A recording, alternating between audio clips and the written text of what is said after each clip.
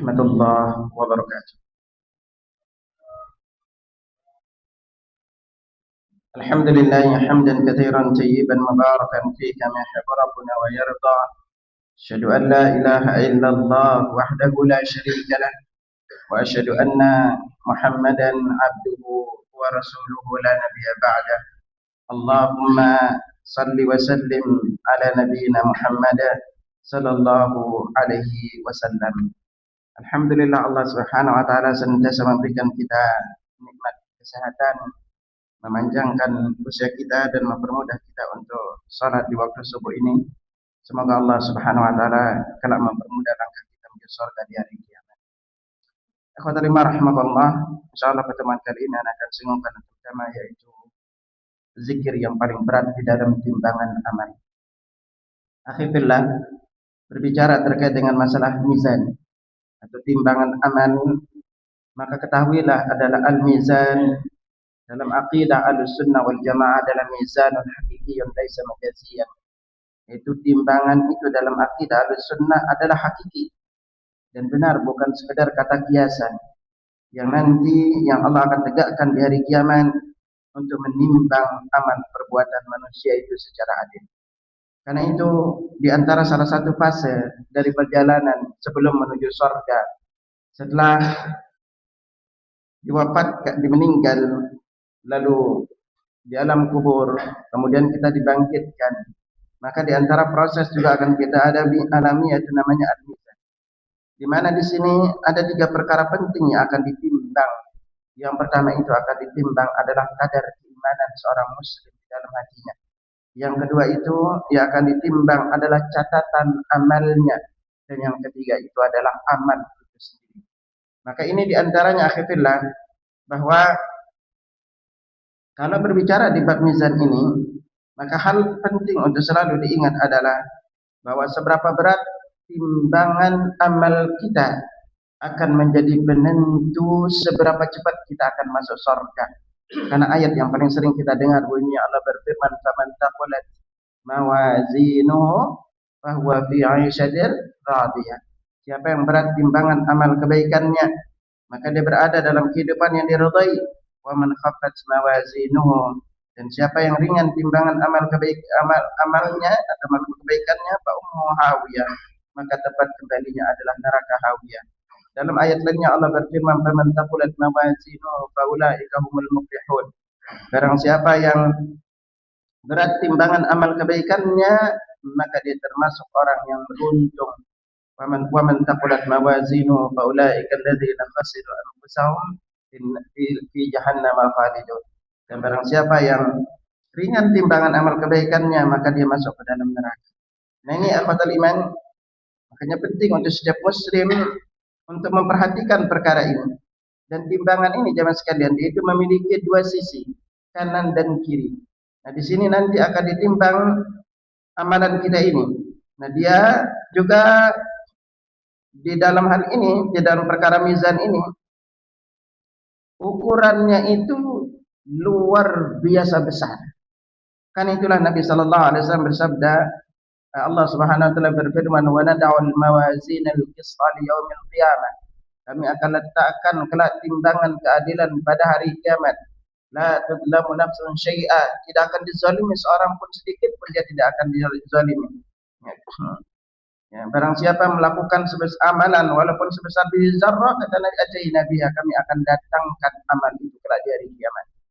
Dan saking besarnya Nabi gambarkan kepada kita timbangan ini, Nabi sallallahu alaihi wasallam bersabda, "Yud'aul mizan yaumal qiyamah." Timbangan amal itu diletakkan kelak pada hari kiamat, "Law wuzinat fihinna as-samawati wal ardu lawasa'at." Kalau 7 lapis langit dan bumi diletakkan di atas timbangan itu, maka timbangan itu masih sangat luas. Bayangkan 7 lapis langit dan bumi diletakkan. Seperti apa besarnya, wallahu alam, kita tidak tahu. Tapi kita sebagai seorang mukmin, maka itu kita ngimani. Maka dari itu akhirnya di antara perkara penting untuk selalu diingat oleh setiap muslim, bahwa ajaran Islam itu dibangun di atas fondasi iman kepada yang gaib. Dan lagi ajaran Islam itu dibangun di atas fondasi iman kepada yang gaib. Semua ini bagi kita kebanyakan gaib. Allah gaib, malaikat gaib, surga neraka gaib. Apalagi berbicara di azab kubur, apalagi berbicara kita dibangkitkan di padang mahsyar, belum berbicara terkait dengan mizan ini. Ya, semuanya perkara gaib. Maka dari itu, di antara karakteristik pertama orang seorang mukmin, seorang yang bertakwa, Allah jelaskan pada kita di awal surah Al-Baqarah, Alif Lam Mim. Dzalikal kitabu la raiba fihi. Hudan lil muttaqin. Itulah Al-Quran yang tidak ada keraguan di dalamnya, petunjuk bagi orang-orang yang bertakwa. Apa ciri orang bertakwa? Makanya awal-awal surah Al-Baqarah menjelaskan 4 ciri orang bertakwa, 3 ciri orang kafir, dan 11 ciri orang munafik. Nah, Allah ngasih kita gambaran lebih banyak orang munafik karena bahayanya. Orang kafir jelas hitam putihnya. Ya, makanya apa? Di antara ciri orang bertakwa, alladzina yu'minuna bil ghaib. Itu orang yang beriman kepada yang gaib. Makanya karakteristik pertama orang bertakwa adalah dia beriman kepada yang gaib. Nah, karena itu selalu diingat oleh kita semua bahwa seberapa yakin kita terkait dengan adanya perjalanan kehidupan setelah kematian, ini akan menjadi penyebab terbesar seorang itu rajin beramal saleh. Kalau kita tidak yakin adanya kehidupan setelah kematian, mungkin kita termasuk yang memiliki keyakinan yang Allah tegaskan kepada kita, ini ya ilah hayatuna dunya namutu wa nahya wa ma nahnu bimab'utsin. Sesungguhnya kehidupan ini adalah kehidupan dunia, kita hidup mati, tidak mungkin kita akan dikembalikan. Nah, ini. Mereka juga banyak berkata, apakah setelah kami menjadi debu tulang-tulang kami akan dibangkitkan? Awa abaunal awwalun, bapak-bapak kami juga yang dulu akan dibangkitkan. Hayata lima tu'adun. Mereka itu ragu. Nah, maka dari itu jemaah sekalian, seberapa rajin kita beramal saleh berbanding lurus dengan seberapa yakin kita dengan kehidupan setelah kematian. Kalau jemaah mau kita runut dari awal, di salah satu tempat anak kupas runutannya dari awal, kita kupas mulai dari wafat sesuai dengan kebiasaan, lalu berikutnya itu terkait dengan husnul khotimah, impian setiap muslim. Kemudian kita masuk detik-detik sakaratul maut. Berikutnya itu malam pertama di alam kubur. Lalu ada 5 amalan setia yang menunggu kita, menemani kita sepanjang kita berada di alam kubur. Lalu berikutnya hari pertama di padang mahsyar. Belum lagi kita nanti di ketelaga, belum lagi di timbangan amal, belum lagi perjalanan kita itu melintasi sirat. Belum lagi nanti kita berada di surga dan neraka terus. Karena ini adalah ketika kita semakin jelas, semakin ngerti terutama terkait dengan neraka dan apa-apa yang Allah janjikan di dalam surga. Sebanyak pengertian kita inilah akan menjadikan kita semakin beramal saleh. Karena kita tahu kemana arah kehidupan kita. Makanya yang membedakan kita dengan non-muslim apa? Kalau mereka berkeyakinan hidup ini cuma makan, minum, lalu mati. Nah, sementara kita mempersiapkan untuk perjalanan hidup yang seterusnya, yang lebih abadi. Karena dunia ini punya batasan waktu. Karena seorang mukmin hakikat kehidupannya itu bukan di dunia. Karena dunia ini hanya tempat kita untuk menambah lebih banyak bekal kita. Karena itulah di antara salah satu fase ini, setiap mukmin adalah itu untuk memilih amalan-amalan yang memperberat timbangan amalnya. Karena bisa jadi kita banyak beramal, tapi belum tentu memperberat timbangan amal kita. Dan dalam hal ini apa? Ini akan menjadikan kita sebagai seorang muslim lebih cepat untuk masuk ke dalam surga kelak di hari kiamat. Karena dari amalan-amalan ini dan setiap amalan-amalan yang dijelaskan memiliki berat di dalam timbangan amal, maka sungguh amalan ini juga memiliki keistimewaan tersendiri. Dan amalan ini kebanyakan itu mudah dilakukan. Ya, apalagi kepada para jamaah terutama yang udah senior ini. Itu mudah melakukan amal ini. Sehingga apa? Ini menjadi keuntungan tersendiri. Soalnya apa? Mau sholat lama, dengkul, enggak kuat. Ya. Mau melakukan amalan yang berat juga enggak kuat. Makanya pilihlah di antara amalan-amalan ini yang akan menjadikan kita di satu sisi mempersiapkan diri untuk memperbanyak kebaikan-kebaikan kita, tetapi juga kita mempersiapkan diri untuk agar timbangan amal kita kelak menjadi lebih berat di hari kiamat. Karena bagaimanapun kita akan terima amalan kita ini. Makanya Allah Subhanahu wa taala tegaskan kepada kita, ya insan, innaka kadihun ila rabbika kadahan famulaqi.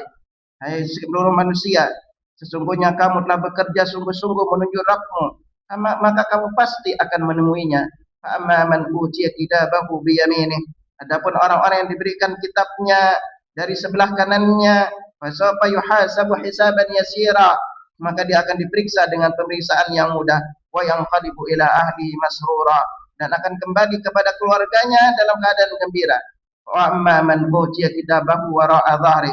Adapun orang yang diberikan kitabnya dari belakang, fasawfa yad'u tubura, mereka berteriak celakalah aku, wa yasla sa'ira, dan mereka akan masuk ke dalam neraka yang menyala-nyala. Dan ayat lainnya Allah Subhanahu wa taala berfirman juga dalam hal ini, amma man utiya kitabahu bishimalihi, dan adapun orang yang diberikan catatan amalnya dari sebelah kirinya, ya laitani lam uta kitabiyah, mereka berkata, wahai alangkah baiknya kiranya tidak diberikan kepada kami kitab ini. Walam adri ma hisabiyah, dan aku tidak mengetahui apa hisab terhadap diriku. Ya laitaha kanatil qadiyah, wahai kiranya kematian itulah yang menyelesaikan segala sesuatu. Karena mereka menyangka bahwa mereka tidak akan ditimbang, sehingga mereka menyangka bahwa hanya kematian itu urusan sudah selesai sama sekali. Lalu mereka tidak tahu dan tidak mempersiapkan diri. Maka di sini setiap Muslim perlu untuk menguatkan keimanan, perlu untuk lebih banyak tahu agar ketika dia beramal, mempersiapkan diri untuk perjalanan kehidupan setelah kematian, dia lebih banyak menyiapkan amal-amal salehnya. Karena sekecil apapun amal saleh yang kita lakukan, maka sekali lagi kita akan mendapatkannya. Dan apapun sebaik kecil-kecil pun dosa yang kita lakukan, maka kita pun kelak akan melihatnya. Nah, karena itu di sini setiap Muslim perlu untuk selalu mengingat hal ini. Maka dari itu kita akan singungkan satu persatu amal-amal kebaikan yang dengannya kelak akan memperberat timbangan amal saleh kita. Kita akan mulai dari zikir, karena ini adalah di antara amalan yang paling gampang untuk kita lakukan. Dari beberapa riwayat yang sampai kepada kita, di antara zikir yang besar pahalanya, yang memperberat timbangan amal kita, yang pertama itu adalah mengucap lafaz alhamdulillah. Akhirnya lafaz alhamdulillah adalah di antara lafaz yang setiap hari kita yang gampang untuk kita ucapkan. Kita juga disunnahkan untuk mengucapkannya di beberapa tempat. Yang pertama, kita disunnahkan mengucapkannya setelah makan dan minum. Karena itu Nabi sallallahu alaihi wasallam bersabda,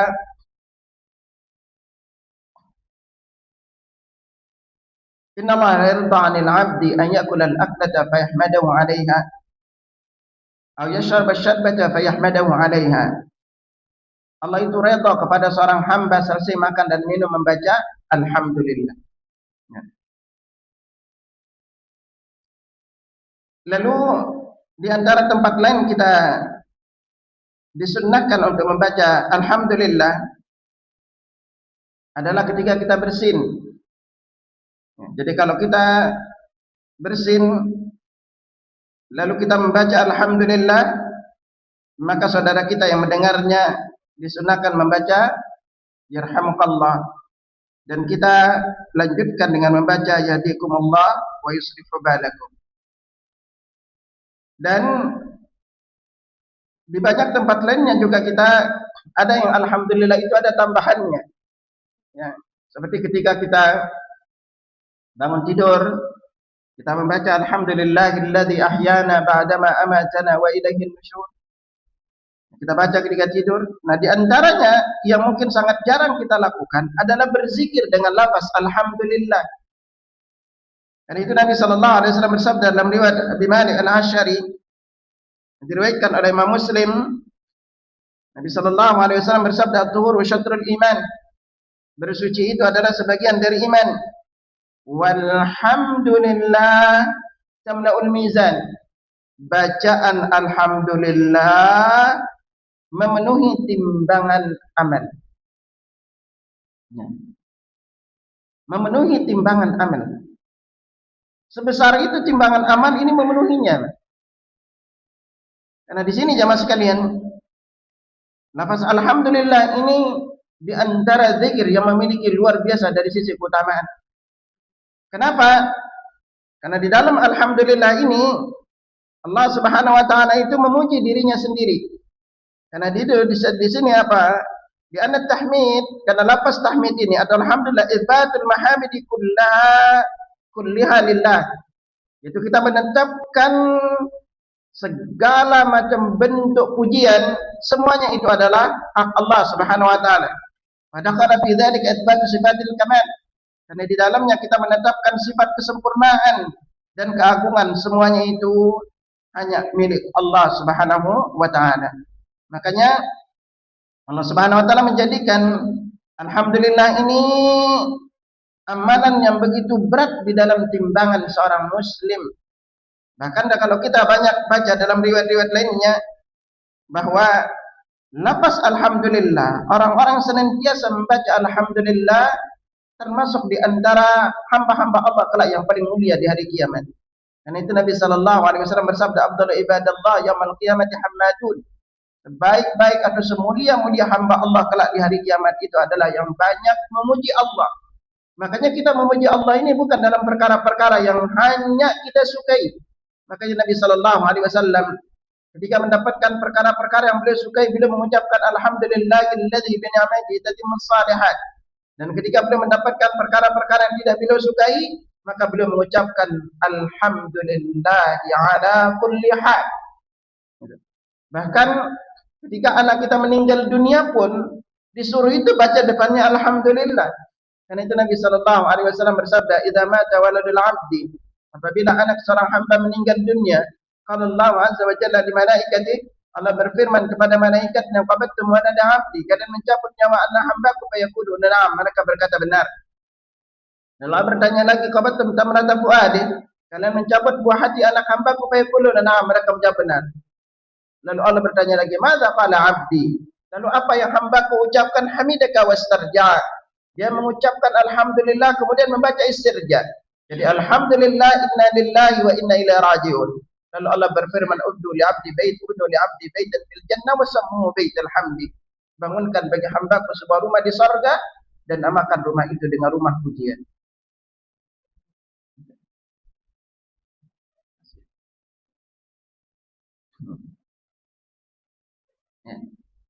Nah, lalu jemaah sekalian, di banyak tempat, bayangin selesai kita makan.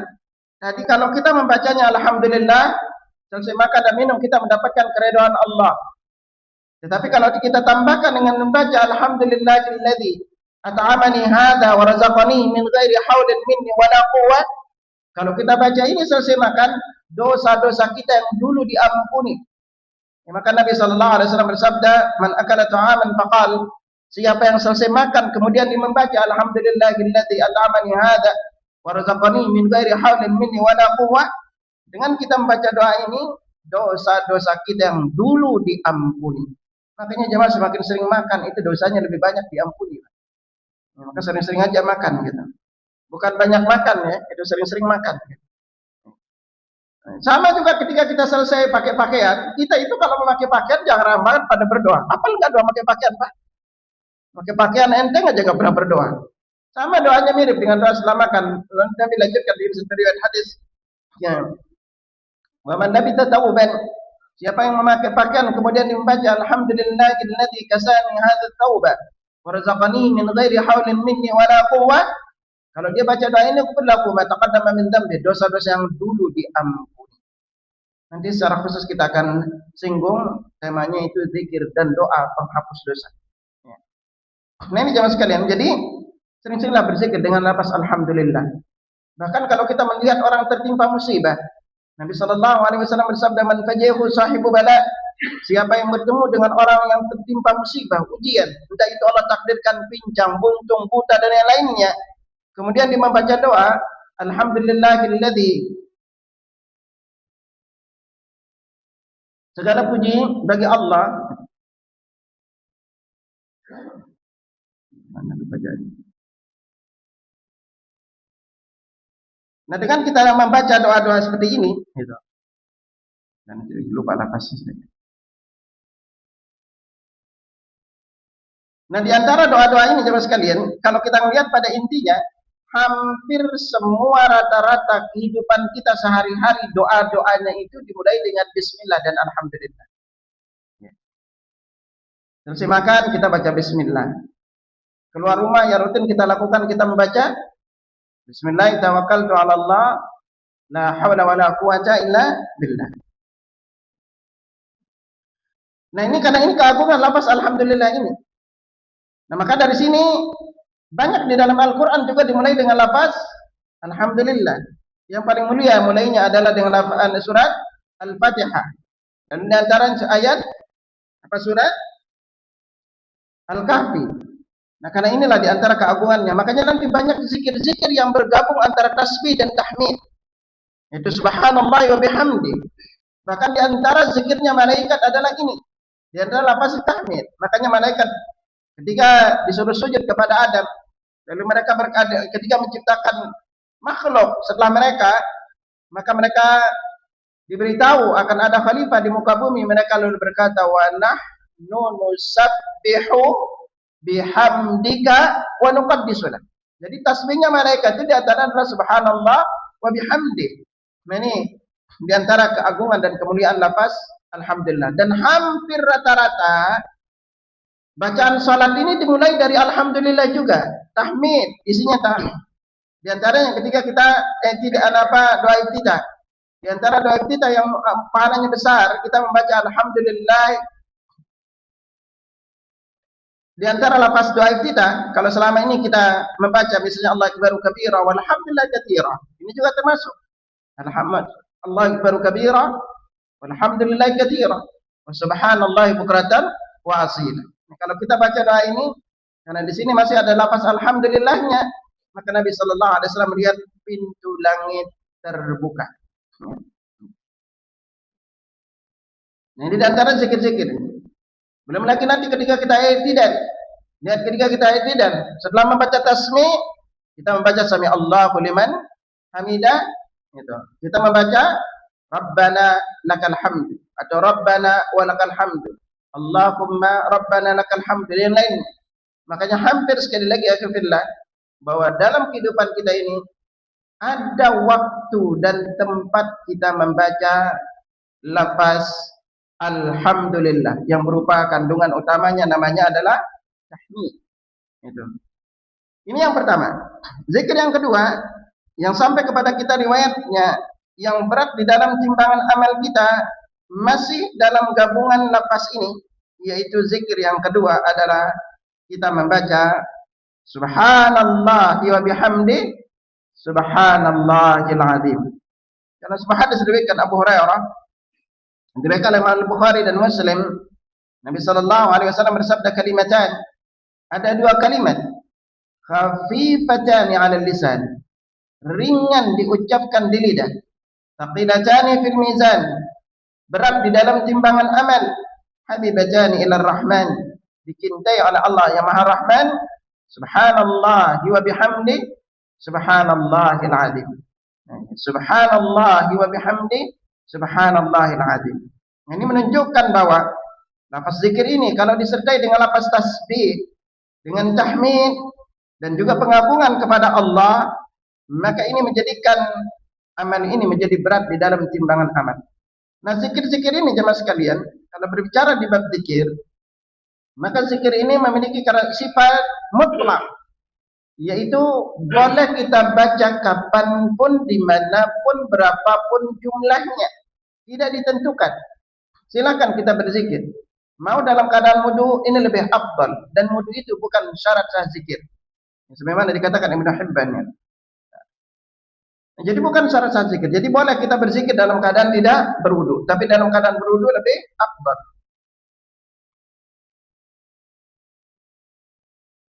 Nah, zikir ini bisa kita baca dimanapun sekali lagi. Basahi lidah kita. Dan ingat selalu jamaah sekalian bahwa seberapa mudah kita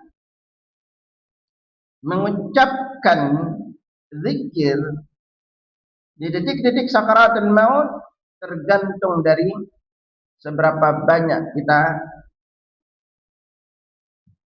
mengucapkannya ketika kita hidup. Maka di sini basahi lidah kita dengan zikir kepada Allah. Setiap muslim itu enggak boleh mulutnya diam. Ketika kita berdiri, duduk, kita disuruh berzikir oleh Allah Subhanahu wa taala. Karena Allah Subhanahu wa taala berfirman, "Fadhkurullaha qiyaman wa qu'udan wa 'ala junubikum." Ingatlah kalian kepada Allah dalam keadaan berdiri, dalam keadaan duduk, bahkan dalam keadaan berbaring. Nah, di sini kita disuruh banyak mengingat Allah. Jadi dalam hal ini ingatlah selalu kepada Allah dimanapun kita berada. Hanya Allah Subhanahu wa taala jelaskan kepada kita, ya ayyuhalladzina amanu dzkurullaha dzikran katsira wasabbihuhu bukratan wa asila. Wahai orang-orang yang beriman, berzikirlah kalian kepada Allah dengan zikir yang banyak dan bertasbihlah kepadanya di waktu pagi dan sore harinya. Nah, ini anjuran kita untuk banyak berzikir kepada Allah dimanapun kita berada. Karena tadi zikirnya memiliki lafaz makna yaitu tasbih. Adapun amalan ketiga, dan ini yang paling luar biasa jemaah sekalian. Di antara zikir yang sangat penting untuk terus kita lapaskan, yaitu lafaz zikir la ilaha illallah. Lafaz zikir la ilaha illallah ini jemaah sekalian memiliki begitu banyak keutamaan. Karena dia itu adalah kalimat tauhid yang dengannya tauhid ini adalah inti dakwah seluruh nabi. Dan sekali lagi tauhid itu adalah inti dakwah seluruh nabi. Allah tegaskan kepada kita, "Ma arsalna min rasulin min qablika illa nuhi ilaihi annahu la ilaha illa ana fa'budun." Tidaklah kami mengutus rasul sebelum Muhammad kecuali kami wahyukan kepadanya tidak ada yang berhak diibadahi dengan benar selain engkau. Makanya di sini akhirnya tauhid ini adalah inti dakwah seluruh nabi. Karena itu siapa saja yang tidak berdakwah kepada tauhid, mengajak untuk mengesahkan Allah, mengajak untuk hanya kepadanya menyembah, mengajak hanya kepadanya berdoa dan meminta, maka sungguh dia telah menyimpang dari dakwahnya para nabi. Karena sungguh Allah menegakkan langit dan bumi. Ini semua adalah dalam rangka untuk mentauhidkan Allah. Dan hakikat kita diciptakan oleh Allah adalah tujuannya untuk mentauhidkannya. Karena itu Allah Subhanahu wa taala berfirman, "Wa ma khalaqtul jinna wal insa illa liya'budun." Tidaklah aku menciptakan jin dan manusia kecuali untuk menyembah kepadaku. Yuwahhidun ay ya'budun mana yuwahhidun, untuk mentauhidkan Allah. Karena itu di sini jemaah sekalian, penting untuk setiap muslim itu untuk memahami terkait dengan masalah tauhid.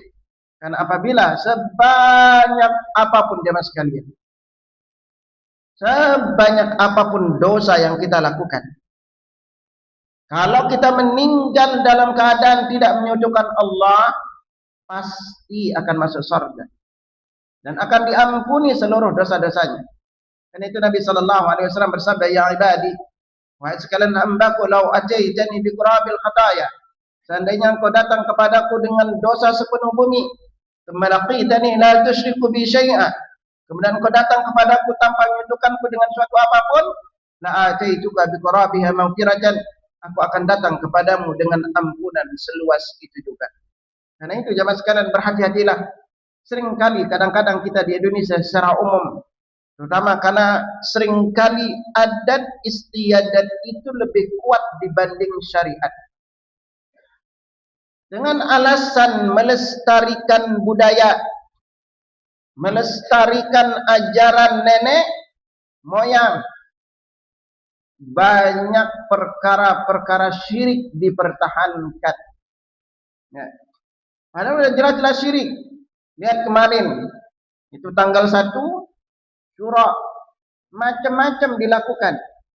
Kerislah direbutin berkahnya, padahal keris. Nggak bisa ngapa-ngapain. Nambah lagi sapi di macam-macamin. Inilah. Gitu. Makanya hati-hati kita. Seringkali di antara beberapa ajaran Islam ini akan bertentangan dengan adat istiadat. Karena kita udah muslim, maka kita harus mau untuk melepas adat istiadat kita. Ya. Karena kalau kita tidak melepasnya, berarti kita lebih mentaati nenek moyang dibanding taat kepada Allah. Sekarang nenek moyang kita siapa, Pak? Pelaut, Pak.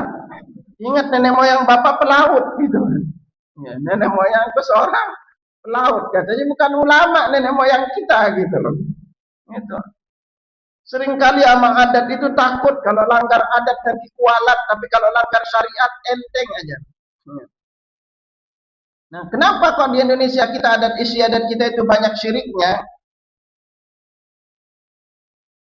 Nggak bisa dipungkiri. Nenek moyang kita itu dulu di Indonesia secara umum rata-rata apa? Hindu Buddha. Ingat kita tahu Indonesia dulu dipegang oleh orang-orang penyembah berhala dari kalangan Hindu dan Buddha. Jadi wajar kalau banyak keyakinan-keyakinan kita ini masih berbau Hindu Buddha. Coba aja Bapak perhatiin keyakinan-keyakinan kita di Indonesia. Dan ini yang kebanyakan dirawat, dipelihara dengan alasan melestarikan budaya, menjaga warisan nenek moyang. Sementara nenek moyang seorang pelaut. Kalau nenek moyang kita apa kafir, ya nanti kita bisa dikumpulin dengan mereka. Kalau kita lebih menjaga mereka. Nah, salah satunya kalimat tauhid ini ya Mas sekalian. Kalimat tauhid sungguh ini adalah kalimat yang sangat agung.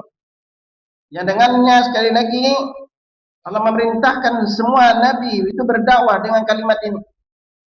Nabi sabdakan kepada kita, "Man kana akhiru kalamihi la ilaha illallah dakhalal jannah." Siapa yang ucapan terakhirnya adalah la ilaha illallah, pasti masuk surga. Nabi juga sabdakan kepada kita, "Lakinuha mautakum." Talkinkan orang yang akan meninggal dunia dengan kalimat itu. Nah, di sinilah pentingnya setiap muslim untuk selalu ingat. Kita berharap di detik-detik sakaratul maut kita bisa mengucapkan kalimat ini. Dan tidak mungkin kita akan mengucapkan kalimat ini kalau kita tidak sering berzikir menggunakan kalimat ini. Dan tidak mungkin juga kita akan bisa mengucapkannya kalau kita tidak tahu konsekuensi kalimat ini. Jadi antara konsekuensi kalimat ini adalah kita harus menjauhi segala macam bentuk syirik. Karena tauhid, lafaz la ilaha illallah lawannya itu adalah menyekutukan Allah. Memiliki keyakinan ada yang bisa mendatangkan manfaat dan mudarat selain Allah. Ini yang harus kita hati-hati. Tidak boleh seorang muslim memiliki keyakinan ada yang bisa mendatangkan manfaat dan mudarat selain Allah. Karena itulah lafaz zikir ini sangat berat di dalam timbangan amal. Makanya dalam hadis lainnya dijelaskan di antaranya terkenal dengan nama hadis bitaqah. Di antaranya diriwayatkan dari kisah Nabi Nuh ketika berwasiat kepada anaknya. Nabi Nuh berkata, itu, "Amurka bitsnaini wa nahaka 'anisnain." Aku perintahkan kepadamu dua perkara dan aku larang kamu dari dua perkara. Amurka bila ilaha illallah. Aku perintahkan kamu dengan la ilaha illallah. Lalu Nabi lanjutkan, "Lau anna samawati sab'i wal ardina sab'i kiffah." Seandainya 7 lapis langit dan bumi diletakkan di sisi timbangan, wala ilaha illallah fi kiffah, dan la ilaha illallah diletakkan di satu sisi timbangan, malat bihinna la ilaha illallah, maka la ilaha illallah itu lebih berat. Bahkan dalam riwayat lain jelaskan tidak ada yang menandingi beratnya la ilaha illallah. Hadis di antara hadis terkenal dengan nama hadis bitaqah, yaitu lembar yang tertulis lafaz la ilaha illallah atau asyhadu an la ilaha illallah wa asyhadu anna muhammadar rasulullah. Nah, di sini perlu untuk jadi pengingat kita tentang keistimewaan dan luar biasanya lafaz zikir atau kalimat tauhid ini. Diriwayatkan dari Abdullah bin Amr, dia berkata Rasulullah sallallahu alaihi wasallam bersabda, "Usahu birajulin min ummati yaumal qiyamati ala ru'usil khalaiq." Ada seseorang yang terpilih dari umatku pada hari kiamat dari kebanyakan orang ketika itu. Ya. Dia terpilih. Kenapa? Fayun syaru lahu tis'atun wa tis'una sijillan. Kemudian dibentangkan kartu catatan amalnya yang berjumlah 99. Kullu sijillin maddal basar. Setiap kartu itu dibentangkan sejauh mata memandang. Tsumma yaqul, kemudian Allah azza wa jalla, kemudian Allah azza wa jalla berfirman, hal tunkiru min hadza syai'an, apakah engkau mengingkari sedikit pun dari catatanmu ini? Fa yaqulu la ya Rabb, kemudian dia bertanya, tidak wahai Rabbku. Kemudian setelah itu malaikat Allah berfirman lagi, adzalamatka kitabail hafizun, apakah yang mencatat hal ini berbuat zalim kepadamu? Tsumma yaqulu alaka udhrun, apakah kamu memiliki udzur? Alaka hasanatun, kemudian setelah itu ketika dia melihat catatan amalnya jemaah sekalian, dia itu putus asa. Karena 99 ini semuanya isinya adalah keburukan. Di tengah keputusasaannya, kemudian Allah berfirman, alaka hasanatun, kamu itu masih memiliki satu kebaikan, ya, satu catatan amal kebaikan. Lalu dengannya dia berkata, apa manfaat satu catatan amal ini dibandingkan 99 catatan ini? Ya, maka didatangkan, wa innahu la dzulma 'alaikal yaum, hari ini kamu tidak akan dizalimi. Fatukhraju lahu bitaqatun fiha asyhadu an la ilaha illallah wa anna muhammadan abduhu wa rasuluh. Lalu didatangkan satu catatan amal, yaitu kartu, di atasnya tercatat asyhadu an la ilaha illallah wa anna muhammadan abduhu wa rasuluh. Fa yaqulu ya Rabb, ma hadhil biqati ma hadhihi sijillat, apa manfaat satu catatan amal ini dibandingkan 99 catatan ini? Fa yaqulu innaka la dzulman, innaka la dzulm, sesungguhnya engkau tidak akan dizalimi. Itu daus sijillat fi kifatin wal bitaqa fi kifah. Kemudian 99 catatan amal itu diletakkan di satu sisi timbangan. Lalu satu catatan amal terdapat lafaz asyhadu an la ilaha illallah wa asyhadu anna muhammadar rasulullah. Ketika diletakkan di satu sisi timbangan yang lainnya, apa yang terjadi? Malat atau taqulatil bitaqah, atau satu dijillat atau taqulatil bitaqah. Kemudian timbangan amal itu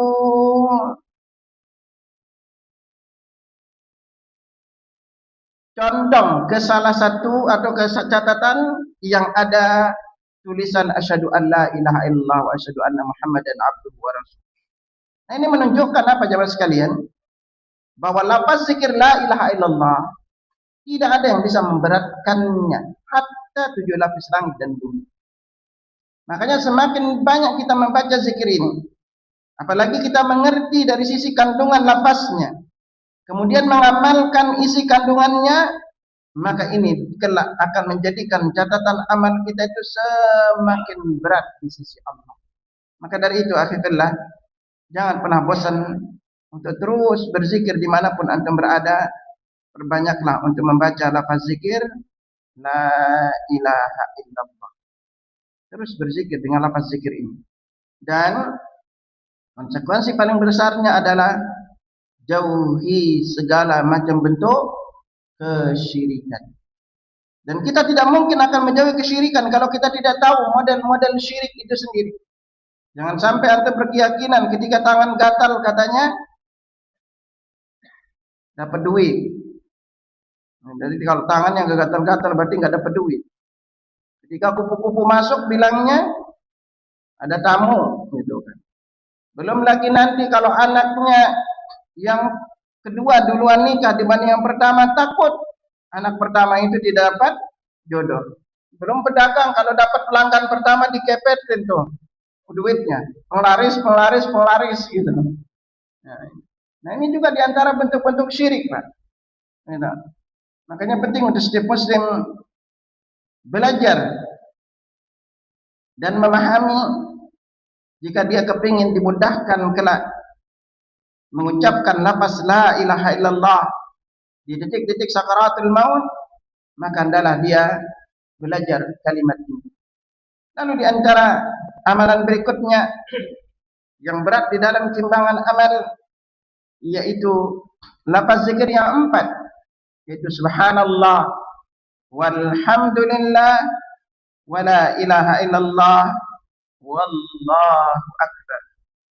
Ikhwatul iman, zikir ini mengandung kebanyakan zikir yang tadi.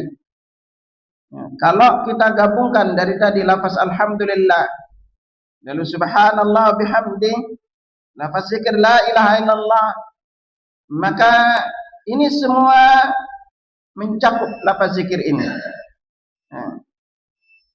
Nah, zikir ini kalau kita gabungkan empat-empatnya, maka dia memiliki kurang lebih sekitar 15 keutamaan. Zikir yang pertama subhanallah namanya adalah tasbih. Yang kedua alhamdulillah namanya adalah tahmid. Dan yang ketiga la ilaha illallah adalah namanya tahlil. Dan yang keempat Allahu akbar itu adalah namanya takbir. Nah, kalimat ini jemaah sekalian, di antara keutamaan dia adalah ucapan yang paling dicintai oleh Allah. Karena itu Nabi sallallahu alaihi wasallam bersabda dari Samurah bin Jundab, qala Rasulullah sallallahu alaihi wasallam, Rasulullah sallallahu alaihi wasallam bersabda, habbul kalam ila Allah arba'. Ucapan yang paling dicintai Allah itu ada 4. Subhanallah walhamdulillah wa la ilaha illallah wallahu akbar. La yadurruka bi'ahinna bada'ta. Tidak berdosa bagimu dengan mana saja kamu memulainya. Jadi dia ucapan paling dicintai oleh Allah. Lalu di antara keutamaan kalimat ini adalah dia ini tanaman surga yang paling afdal dan paling mulia. Dan ketika kita mengucapkan zikir ini akan menggugurkan dosa-dosa kita sebagaimana pepohonan juga menggugurkan dedaunannya. Dan orang yang banyak mengucap zikir ini namanya terkenal di alam malaikat. Dan di antaranya keutamaannya yang sesuai dengan tema kita, Nabi sallallahu alaihi wasallam bersabda, bakhin li khamsin ma atqalahunna fil mizan. Alangkah, atau bahasa kita itu alangkah beratnya 5 perkara ini di dalam timbangan seorang muslim.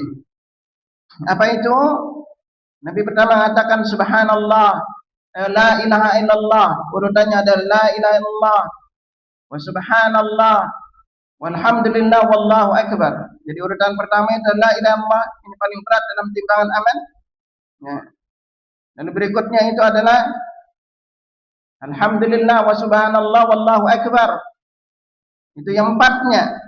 Lalu yang kelimanya adalah itu wal waladus salihu yatawaffa lil mar'il muslimi fayahtasibu. Seorang anak yang meninggal dunia, seorang muslim berharap pahalanya dari Allah. Nah, maka dari itu di sini jemaah sekalian, zikir ini atau kita kenal dengan urutan 4, subhanallah walhamdulillah wa la ilaha illallah akbar. Di antara anak ingatkan kepada para jamaah, jangan membacanya sambil dinyanyiin.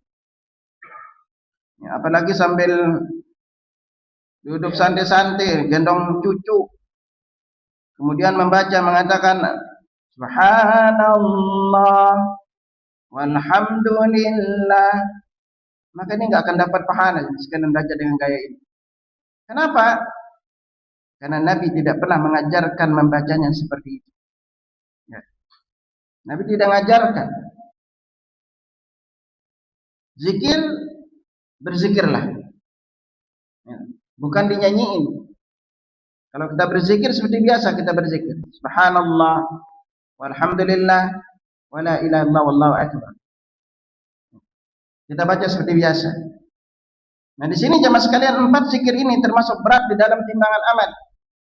Karena mengandung juga zikir-zikir yang sebelumnya. Dan lafaz subhanallah, juga alhamdulillah, ditambahkan dengan lafaz la ilaha illallah. Nah, maka kalau digabungkan 4-4-nya, maka ini sungguh berat di dalam timbangan amal. Dan yang kelima jadi wal waladus salihu yatawaffa lil mar'il muslimi fayahtasibu. seorang anak atau anak saleh yang wafat dari seorang muslim, lalu dia mengharapkan pahalanya dari Allah Subhanahu wa taala. Bahkan dari setiap satu ucapan ini juga dicatat bagi kita satu sedekah.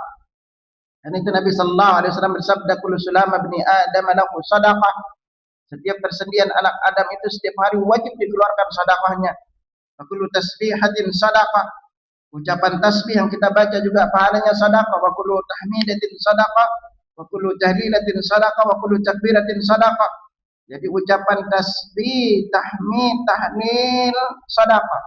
Nah, semuanya itu dicatat bagi kita sedekah. Jadi ucapan ini. Nah, makanya semakin sering kita membaca zikir ini, maka bagi kita juga dicatat sedekah di sisi Allah Subhanahu wa taala.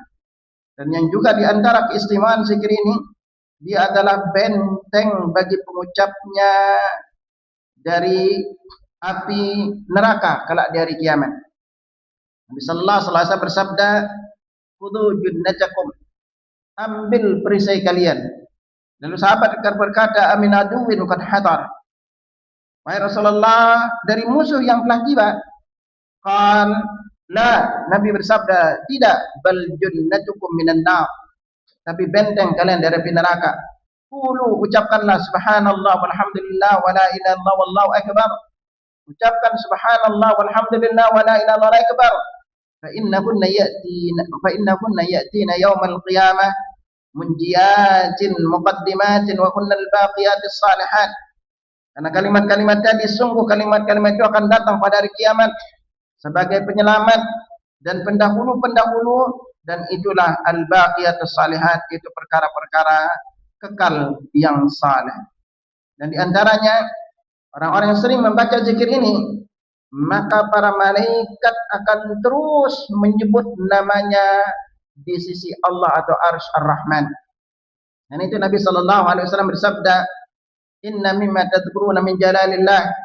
Sesungguhnya di antara zikir kalian, di antara keagungan Allah, at-tasbih wa takbir wa tahlil wa tahmid, yaitu membaca tasbih, tahlil, tahmid dan juga takbir, ya. Jadi 4 kalimat ini, itu tasbih, takbir, tahlil, tahmid. Lalu Nabi lanjutkan, yang atifna haulal arsy, ya, mereka melingkar di sekitar arsy. Ya. Lahun nadawiyun kadawin nakhli, mengeluarkan suara seperti bunyi lebah. Yuzakkiru bisahibiha, menyebut-nyebut orang yang mengucapnya.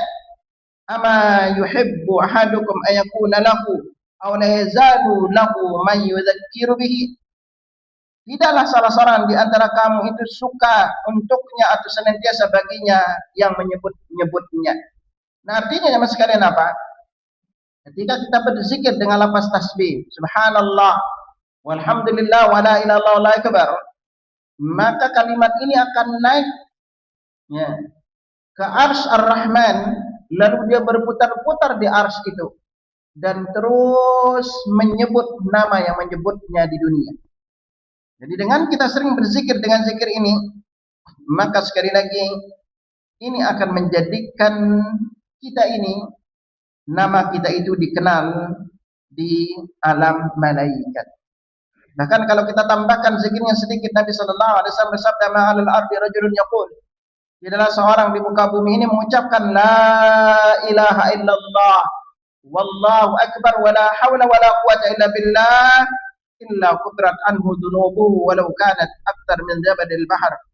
Jadi kalau ada yang berzikir mengatakan la ilaha illallah wallahu akbar wa la haula wa la quwata illa billah, kalau dia membaca zikir ini, maka dosa-dosanya diampuni walaupun sebanyak buih di lautan.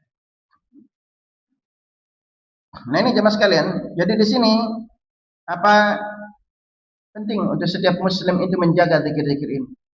Kalau jamaah bingung dari zikir ini, udah gabungin aja yang 4. Subhanallah, walhamdulillah, wa la ilaha illallah wallahu akbar. Kalau memilih zikir yang pendek, maka kita bisa pakai lafaz la ilaha illallah. Karena Nabi sabdakan afdalul dzikri la ilaha illallah wa afdalud du'a alhamdulillah. Dan alhamdulillah juga termasuk doa yang paling afdal. Jadi juga dia memenuhi timbangan amal. Kalau kita berdiri sendiri, kita pakai la ilaha illallah, atau kita pakai alhamdulillah, atau kita menambahkan dengan zikir subhanallahi wa bihamdi subhanallahil azim. Nah, ini jemaah sekalian, di antaranya beberapa zikir-zikir yang pendek, gampang kita amalkan. Nanti secara khusus Anda singgungkan terkait dengan di antara amalan yang sangat berat di dalam timbangan amal seorang mukmin yang tidak bisa dikalahkan oleh lainnya. Kalau tadi itu zikir, berikutnya kita akan ambil di amal, yaitu akhlak yang mulia. Jemaah sekalian, akhlak mulia ini penting untuk kita pelajari, karena Nabi sampai sabdakan kepada kita, ma syai'un afqalu fi mizanil mu'min yaumil qiyamati min khuluqin hasan. Tidak ada sesuatu yang paling berat dalam timbangan seorang mukmin kelak di hari kiamat selain akhlak yang mulia. Ini memang babnya kita khususkan nanti mengupas,nya, karena pentingnya untuk setiap muslim itu memiliki akhlak yang mulia. Karena itulah tidak ada perkara yang paling dipuji oleh Allah dari nabinya selain karena beliau memiliki akhlak yang mulia. Sampai Allah berfirman dalam surah Al-Qalam, wa innaka la'ala khuluqin azim. Sungguh engkau itu memiliki akhlak yang mulia. Wallahu a'lam bissawab. Ada yang tanya, silakan. Siapa yang nanya, silakan. Ibu-ibu duluan kayaknya. Ibu-ibu duluan ya. Silakan Mak.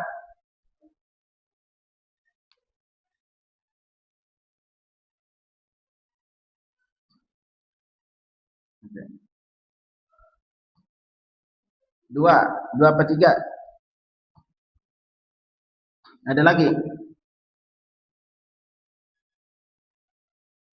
Okay.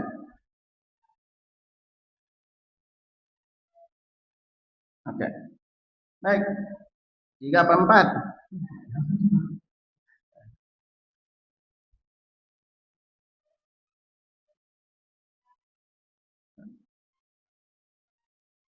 Oke. Okay. Baik, bismillah jemaah sekalian. Zikir itu para ulama menjelaskan kepada kita itu ada 3. Yang pertama itu adalah zikir lisan. Zikir lisan. Dan apa zikir lisan ini? Maka zikir lisan ini dari membaca Al-Quran, juga tausiah, ya, lalu berzikir dengan zikir-zikir yang tadi, itu disebut dengan nama zikir lisan. Ya. Nah, setiap apa yang kita ucapkan kebaikan, juga ucapan baik pun Nabi sabdakan al-kalimatu thayyibatu sadaqah. Ucapan yang baik juga sedekah. Ini namanya zikir lisan. Adapun zikir kalbu, zikir hati, maka zikir itu adalah yaitu tawakal, ikhlas di dalam beribadah karena Allah. Lalu berikutnya itu adalah inabah, yaitu lalu takut kepada Allah, raja, berharap hanya kepada Allah. Ini namanya zikir hati. Ya, makanya amalan-amalan hati ini amalan paling afdal dibanding amalan fisik. Adapun zikir lisan, amalan fisik ini diantaranya salat, haji, puasa, umrah, jihad di jalan Allah, lalu mencari nafkah bagi mereka yang punya tanggungan. Ini juga bentuk diantara bentuk zikir, nuntut ilmu. Makanya nuntut ilmu, halaqah ini disebut dengan nama halaqah zikir, nuntut ilmu. Ya, itu disebut dengan itu zikir lisan. Nah, makanya zikir yang menggabungkan zikir hati, lisan dengan anggota badan itu adalah salat. Makanya salat itu adalah wujud syukur paling sempurna, karena di dalamnya mengandung 3 ini. Zikir lisan dengan kita membaca bacaan salat, Al-Fatihah, ayat Quran, tasbih, tahmidnya. Lalu fisik kita sedang salat, hati kita ikhlaskan hati karena Allah ketika beramal, maka salat itu adalah wujud syukur paling sempurna. Itu. Nah, adapun zikir yang paling afdal itu adalah disertai dengan zikir hati. Lisannya membaca la ilaha illallah, tapi hatinya mengerti kandungan lafaz ini. Dari dia menjauhi syirik kepada Allah, dia takut kepada Allah, berharap hanya kepada Allah. Ini namanya kita menggabungkannya. Sama dengan ketika kita mengucapkan alhamdulillah, kita ngerti semua nikmat itu dari Allah. Allah berfirman, "Wa ma bikum min ni'matin faminallah." Semua nikmat itu adalah dari Allah. Nah, yang paling afdal itu adalah menggabungkan lisan dengan hati. Dan kita tidak mungkin akan menggabungkan hati ini kalau kita tidak mengerti kandungan zikir itu. Makanya bisa saja kita mengucapkan lafaz la ilaha illallah, hati kita lalai. Akan berbeda pahala antara orang yang sekedar berzikir, mengucapkan la ilaha illallah, dibandingkan dengan mereka yang mengerti kandungan di balik kalimat ini. Ya. Nah, di sinilah makanya pentingnya setiap muslim itu berilmu. Perlu dia pelajari kandungan zikir ini. Alhamdulillah, artinya kita sudah tahu segala puji bagi Allah. Tapi apakah mana di balik alhamdulillah ini? Makanya kalau kita buka lafaz alhamdulillah jemaah sekalian, itu lafaz la ilaha misalnya, lafaz la ilaha itu memiliki rukun. Dan dia memiliki rukun. Yang pertama la ilaha. Ini namanya adalah an-nafyu. Yaitu kita meniadakan semua segala sesuatu, sesembahan. Lalu kita lanjutkan kedua namanya al-itsbat, menetapkan, yaitu hanya Allah, illallah, kecuali Allah. Nah, karena kalau seorang muslim tahu bahwa la ilaha illallah maknanya adalah tiada sembahan yang berhak diibadahi dengan benar selain Allah, maka dia tidak akan pernah mau melakukan suatu ibadah berharap kepada manusia yang ujungnya adalah riya. Kalau dia mengucapkan lafaz la ilaha illallah, dia tahu bahwa Allah lah yang menciptakan alam raya ini, berdoa, berzikir, berharap hanya kepada Allah, meminta tolong hanya kepada Allah. Ini akan menjadikan hatinya ketika mengucap lafaz la ilaha illallah ini akan timbul rasa pengagungan kepada Allah. Karena dia sadar, dia tidak akan pernah sedih dengan rezekinya. Karena dia tahu banget Allah akan pasti memberikan rezeki. Karena dia mengingat nama Allah Ar-Razzaq, Ar-Razik. Karena dia tahu adalah Allah berfirman, "Wa ma min dabbatin fil ardi illa 'ala Allah rizquha." Dan tidaklah semua binatang di muka bumi ini melainkan pada Allah rezekinya. Kalau dia tahu seperti itu, Allah berfirman, "Nahnu qasamna bainahum ma'isyatahum fil hayatid dunya." Kami sudah membagikan rezeki mereka di dunia. Dan dia tahu juga Allah berfirman, "Wa fis sama'i rizqukum wa ma tu'adun." Rezeki kalian itu di langit. Nah, makanya ketika seorang paham lafaz la ilaha illallah dan dia paham konsekuensinya, dia memiliki Rabb, dia tidak akan pernah bersedih. Karena dia tahu Allah. Jika ada orang kepingin berbuat mudarat kepadanya, dia sangat mengerti bahwa apa yang terjadi di muka bumi sudah ditakdirkan oleh Allah. Makanya Nabi sabdakan pada kita, "Law ijtama'atil insu wal jinnu ala an yanfa'uka bi syai'in." Seandainya seluruh jin dan manusia itu ingin mendatangkan manfaat kepadamu, la yanfa'uka illa bi syai'in qad kataballahu lak. Mereka tidak akan bisa memberikan manfaat kepadamu kecuali apa yang sudah ditakdirkan untukmu. Wa ijtama'u ala an yadurruka bi syai'in. Dan kalau mereka itu berkumpul untuk memberikan kepadamu satu mudarat, lan yadurruka illa bi syai'in qad kataballahu alaik. Mereka tidak akan bisa memberikan mudarat kecuali apa yang sudah ditakdirkan kepadamu. Makanya alhamdulillah, orang yang ngerti lafaz zikir ini, dia tidak akan pernah sedih di dalam kehidupan ini. Karena dia sungguh memiliki Rabb yang maha kuasa atas segala sesuatu. Dan ketika dia berdoa kepada Allah, dia tahu Allah tidak akan mengingkari janjinya. Karena dia juga melaksanakan firman Allah, Allah berfirman, "Ud'uuni astajib lakum." Berdoalah kalian, doa kalian ijabah. Dan dia juga ingat kalimat innallaha la yukhliful mi'ad. Allah tidak akan mengingkari janjinya.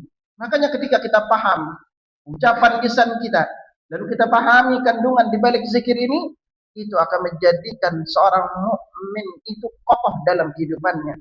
Dia tidak akan pernah bersedih, dia tidak akan pernah takut. Bapak-bapak juga sama, betapa banyak di antara kaum muslimin kita tahu Allah Rabb kita, tapi kita kalau pensiun takut. Makanya bapak-bapak kalau udah pensiun itu kenapa lebih cepat mati, Pak? Bingung. Rezekinya nanti dari mana? Belum anak akan meninggalkan dia. Kalau seorang mukmin tahu dia memiliki Rabb, dia tak akan pernah bersedih, Pak. Ya, dia bisa memperbanyak amal salehnya. Dia tahu pokoknya rezekinya udah ada. Karena kenapa? Kalau dia paham seperti ini, ingat seorang mukmin muslim itu kita tidak akan pernah meninggal kecuali rezeki kita habis. Maka Nabi sallallahu alaihi wasallam bersabda, "Ini rizqa la yatlubul 'abdu aktsar mimma ajalihi." Rezeki itu mengejar seorang hamba lebih mengejar dibanding ajalnya. Jadi kalau rezeki kita habis, ajal baru datang, Pak. Jadi selama rezeki kita belum habis, ajal itu tidak akan datang kepada kita. Jadi meninggal itu tanda rezeki kita sudah habis. Ini kekuatan zikir itu, Pak. Itu. Makanya apa? Kalau kita paham di balik kalimat tauhid, kalimat tasbih, dia mengucapkan alhamdulillah. Dia tahu segala puji bagi Allah. Apapun terjadi dalam hidupnya enggak akan pernah bersedih baginya. Ketika dia dapatkan nikmat, dia mengatakan alhamdulillahilladzi bi ni'matihi tatimmus shalihat. Ini wujud syukurnya dan Allah balas syukurnya. Ketika terjadi perkara yang tidak diinginkan, dia tetap membaca alhamdulillah ala kulli hal. Karena apapun yang terjadi dalam hidupnya itu sudah ditakdirkan oleh Allah dan dia sangat mengerti bahwa semua takdir Allah itu adalah baik baginya. Dalam perkara rezeki dia juga tidak akan pernah bersedih. Karena kenapa? Dia tahu bahwa rezeki itu sudah tertakar dan tidak akan tertukar. Antum sama-sama buka toko, rezeki antum sudah ditentukan. Jangan gara-gara tetangga buka toko, antum takut rezeki antum berkurang. Ini bentuk syirik, akhi.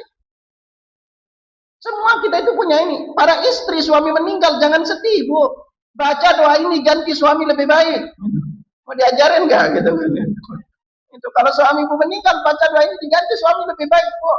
Jadi kalau suami meninggal jangan sedih.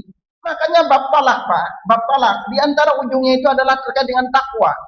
Ya, wa may yattaqillaha yaj'al lahu makhraja. Itu di bab talak, Pak. Kenapa bab takwa itu diletakkan bab talak?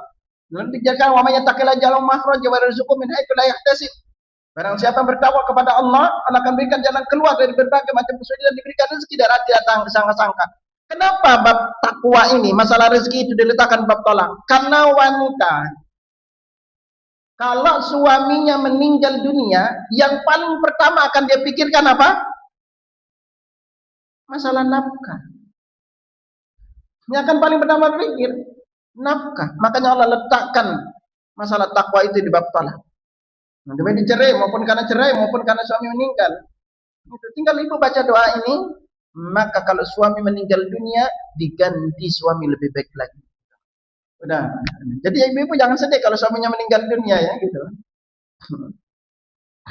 Nah ini efek dari zikir lisan dengan hati. Karena kalau kita hanya lisan saja, kita dapat pahala. Tetapi kalau tidak dengan hati kita, hati ini akan membutuhkan pemahaman lebih. Ya. Makanya orang-orang yang berzikir dengan la ilaha illallah nggak akan takut Pak kemana-mana. Ini kita lewat tempat baru, angker bilangnya mbah, misi, numpang, lewat. Gitu. Karena meyakini ada yang bisa mendatangkan manfaat dan mudarat selain Allah. Ini yang bahayanya. Nah, zikir untuk zikir pagi dan petang, ini termasuk zikir yang punya waktu. Di antara ulama berbeda pendapat. Lajnah Daimah lil Buhut Ilmiyah Lembaga Fatwa Saudi menjelaskan batas zikir pagi itu sampai siang. Ya. Ibnu Qayyim dalam Al-Kalimat Thayyib mengatakan bahwa batasnya itu sampai matahari terbit. Jadi boleh kita ini sampai dengan siang. Kalau sore itu sampai malam boleh dilakukan. Kalau tidak sempat sore ini. Nah ini dizikir ya. Udah semua Bu? Ada lagi? Hah? Ya, silakan.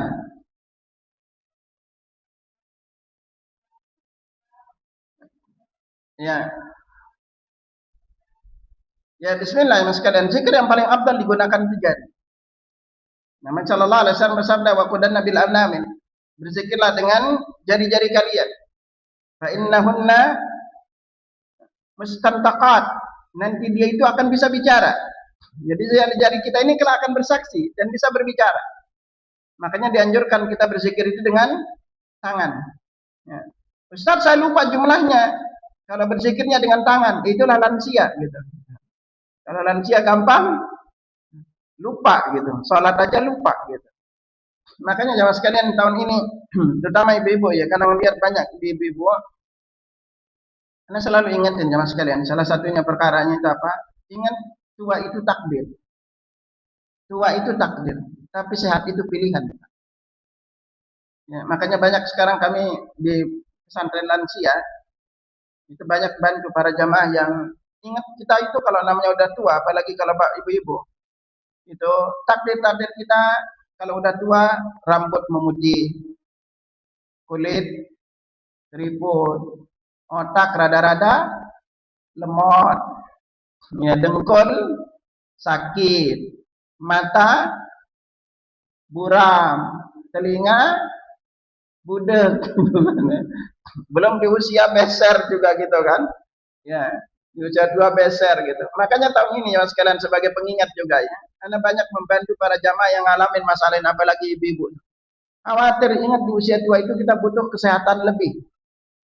Ya, jangan sampai nanti dengkulnya juga sakit, itu sholat gampang lupa, ya kan?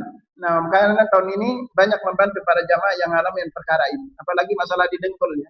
Saya berbarengan di klinik itu, kita nanganin spesialis salah satunya adalah terapi kaki. Itu kemarin salah satu jamaah, Anda lupa nama Masjid Muhajirin nggak salah beliau tempatnya itu. Itu udah 5 bulan lebih beliau itu sholat di kursi. Itu. Ternyata apa beliau juga pasang pen. Waktu itu ada nanya dia pasang pen. Nanti kalau antum selesai pasang pen dilepas, datang aja untuk terapi. Akhirnya ketika pennya itu dilepas, beliau datang. Itu belum bisa di kursi, masih di kursi duduk. Alhamdulillah kita terapi sekali, terapi kaki, Pak. Kita panaskan kakinya, itu dia udah mulai apa namanya turunnya lebih bawah.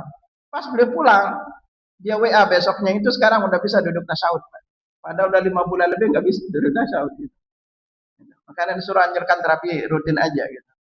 Yang lebih bantu. Ibu-ibu juga, karena di usia tua bapak seperti ini, Pak. Itu apalagi ibu-ibu sering kali kalau dekat sama istri kadang nggak ada rasa, benar Pak? Gitu. Dekat sama istri udah nggak ada rasa, apalagi istri. Gitu. Ya, karena kenapa kita sakit itu? Bagi istri wanita itu diantara penyebabnya itu adalah kekurangan hormon estrogen. Makanya kami di klinik itu terapinya dengan nama terapi fitoestrogen. Kita bangkitkan kembali. Kalau di fitoestrogennya wanita dibangkitkan, maka otaknya akan kembali, mata juga, lutut, kulit nyampe ke kulit. Nah kita laki-laki bersama dengan usia itu berkurang hormon testosteronnya, Pak. Itu makanya itu menyebabkan badan ini menjadi berkerut, lemah. Itu otak juga berefek lemot. Ini Pak, Bapak terapi aja di ini naik lagi nanti fisiknya itu. Jadi jangan ingat tua itu takdir, tapi sehat itu pilihan. Maka nenek ingetin bapak-bapak di usia tua jangan suka bengong, Pak. Cepat mati. Bengong, nggak tahu ngapain gitu. Maka di usia tua bergeraklah, jalan aktif. Kalau bingung ngapain, bersihin masjid, Pak, berpahala apa gitu loh kan. Gitu ya. Jadi bengong aja di rumah gitu. Enggak akan ada manfaat. Jadi belajarlah, berdoalah untuk di usia tua itu agar tetap lebih sehat ya. Karena di usia tua sungguh kita memiliki takdir-takdir dan yang pada intinya agar kita dimudahkan banyak ibadah. Ada itu, ada lain? Terakhir, cukup ya demikian. Subhanakallahumma wa bihamdika asyhadu an la ilaha illa anta astaghfiruka wa atubu ilaik. Assalamualaikum warahmatullahi wabarakatuh.